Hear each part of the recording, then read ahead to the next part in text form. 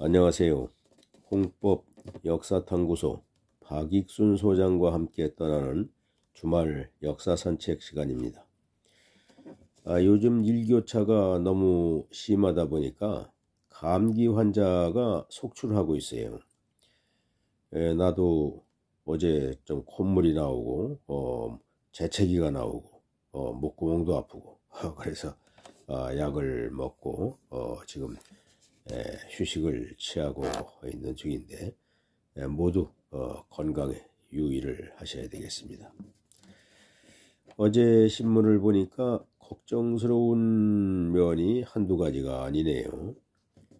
북한 무인기가 대통령실 부근을 지났는데 군 당국에서는 일주일이나 지난 뒤에야 알았다 하고, 또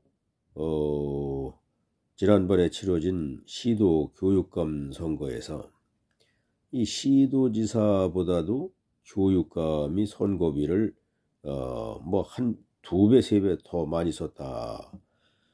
사실 교육감에 대해서는 이름도 모르는 이 깜깜이 선거인데, 이 교육감들이 이렇게 많은 비용을 들였다 하는, 많은 선거비를 썼다고 하는 거 좀 납득이 안 가네요. 이래서 교육감 선거를 시도지사하고 러닝메이트로 해서 치르자 하는 이 선거 제도에 대한 개선이 바람직하다 하는 주장이 대두되고 있어요. 바람직한 얘기 아닌가 이렇게 생각이 되네요. 또 그 북한 좌익들이 침투되던 그런 6.25 당시 이때의 희생된 그 좌익들을 척결할 때 그 양민이 우리 군경에 의해서 희생된 분들이 다분히 있어요. 그래 그분들을 보상하기 위해서 진실화해위원회에서 그 피해자를 신고를 받았다고 하는데, 그 과정에서 이 북한 좌익에 의해서 희생을 된 경우에는 이게 보상이 안 되거든요. 우리 군경에 의해서 참 억울하게 희생된 것을 보상하는데, 이 보상을 받기 위해서 사실은 북한 좌익들에 의해서 희생이 됐는데 우리 군경이 학살했다 이렇게 거짓 신고를 해서 보상을 받은 것이 무려 200건이 넘는다고 해요. 참으로 이 어처구니 없는 사실들이 우리 주변에서 난무하고 있고, 또 오늘 신문에는 인구 감소로 인해서 대학들이 이제 학생 정원을 채우지 못하고 학과를 폐기하고, 또 특히 초등학교 학생들은 70년대에 비해서 이 반으로 줄어들었다고 그래요. 200만 명이 안 된다고 합니다. 이 인구 문제도 정말 큰 문제예요.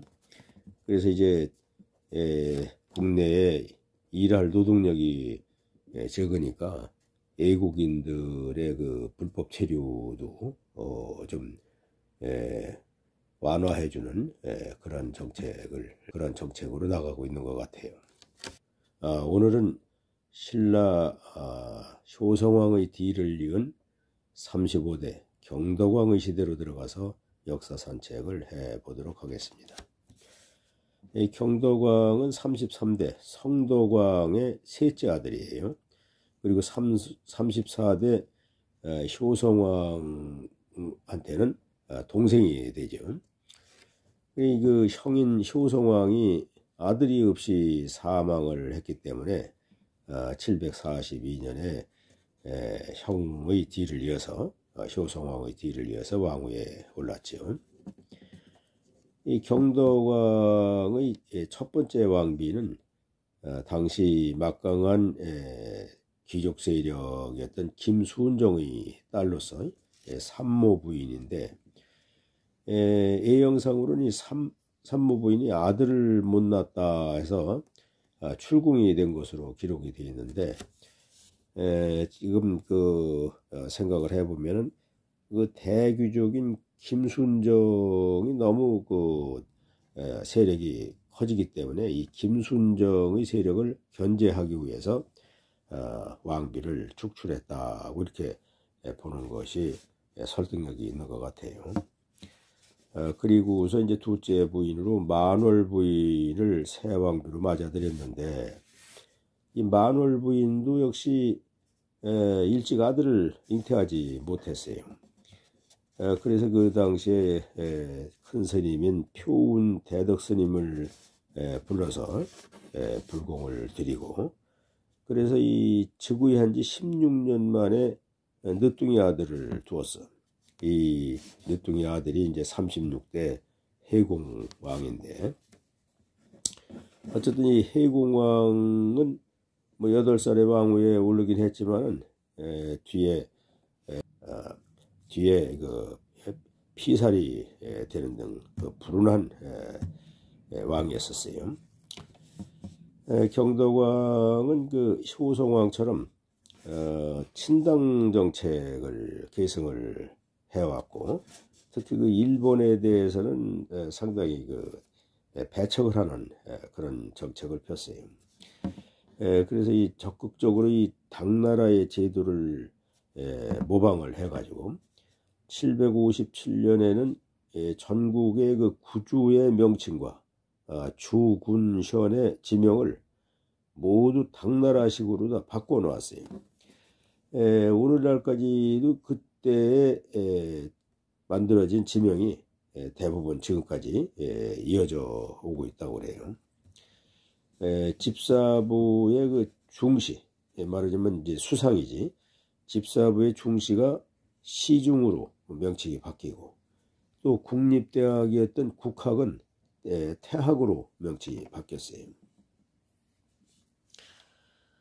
이럼에도 불구하고 이 경덕왕 때는 제위 내내 폭풍우가 불고 벼락이 떨어지고 지진이 나고 가뭄이 계속되고 이런 자연재해가 끊이지를 않았다고 그래요.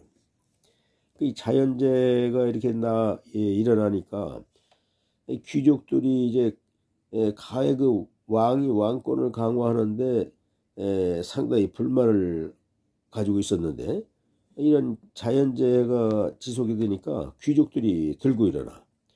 그래서 이 왕권 강화를 극렬히 비판을 하게 돼요. 특히 이제 그 당시에 귀족 세력의 우두머리는 이제 상대등인데, 제일 먼저 이 김사인이라고 하는 상대등이 반대 상소를 올리고 그냥 뭐 뒤로 물러났고, 그로부터 한 7명이나 이 상대등이 바뀌었다고 해요. 그래서 이제 경덕왕은 이 세수는 줄어들고, 이 현지 관리들한테 그런 그 재정이 궁핍해.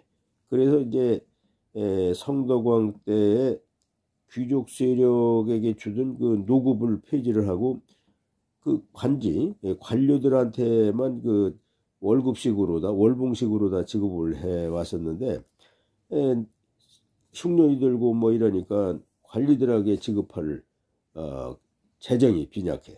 그래서 할 수 없이 그 성덕왕 때 폐지했던 노급을 다시 부활을 했다는 거예요.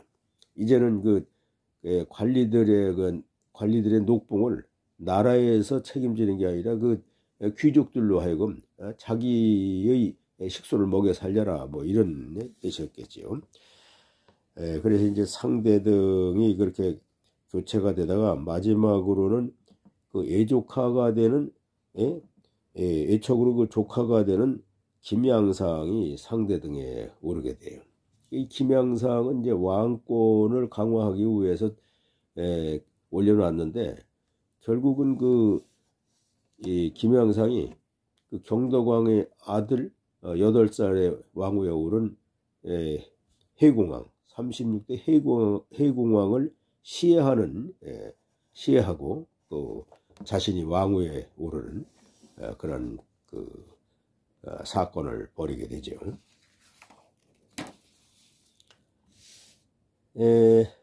경도광은 아버지 성도광의 업적을 기리기 위해서 이 성덕대왕 신종, 신령스러운 종을 건립하는 데 착수를 했는데 계속 주조를 하다가 실패를 해.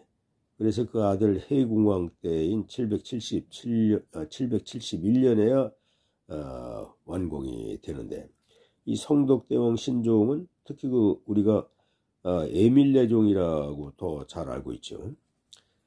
그리고 이 밖에도 이제 754년에는 황룡사의 대종을 주조했다고 그래. 이 황룡사 대종은 에밀레종보다는 무려 한 대여섯 배가 크다고 그래. 근데 지금은 전해지지 않고, 당시에 김대건의 권위로 석굴암을 또 축조하기 시작했어.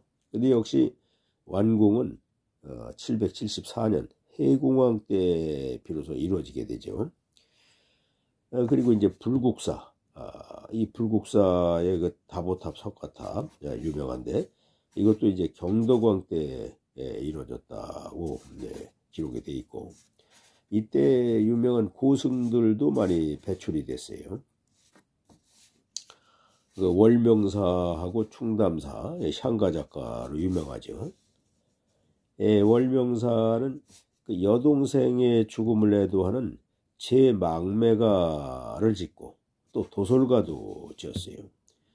그리고 이제 충담사는 화랑, 기파랑이라고 하는 화랑을 찬양한 찬기파랑가 이런 향가를 지은 사람으로 유명하죠. 이 월명사와 충담사, 이분들이 이 경덕왕 때에 거쳐간 인물이다 하는 것을 알 수가 있고, 경덕왕이 이제 765년 24년간 왕노릇을 하다가 사망을 했는데, 그때 좀 전에도 얘기했지만 늦아들 해공이 불과 8살밖에 안 됐어. 그래서 어머니 만월 부인이 섭정을 하게 되지만은 이 해궁왕 이후에 신라는 아주 급속히 쇠퇴의 길로 접어들게 돼요.